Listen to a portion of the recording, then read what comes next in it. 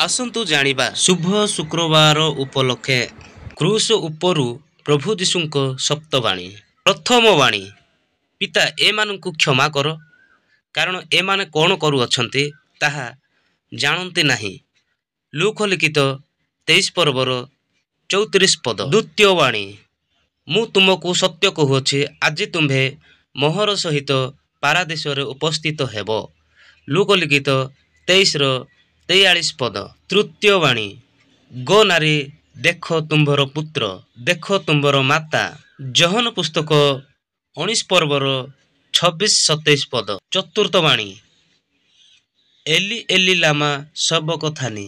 ଏହାର ଅର୍ଥ, ହେ ମୋହର ଈଶ୍ୱର, ହେ ମୋହର ଈଶ୍ୱର, ତୁମ୍ଭେ ମୋତେ କାହିଁକି ପରିତ୍ୟାଗ କଲ।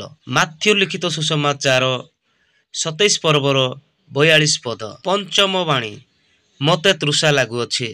ଯୋହନ ଲିଖିତ ସୁସମାଚାର 19 ପର୍ବର 28 ପଦ। ଷଷ୍ଠ ବାଣୀ, ସମାପ୍ତ ହେଲା। ଯୋହନ 19 ପର୍ବର 30 ପଦ। ସପ୍ତମ ବାଣୀ, ହେ ପିତା, ତୁମ୍ଭ ହସ୍ତରେ ମୁଁ ଆପଣାର ଆତ୍ମା ସମର୍ପଣ କରୁଅଛି। ଲୁକ ଲିଖିତ ସୁସମାଚାର 23ର 46 ପଦ।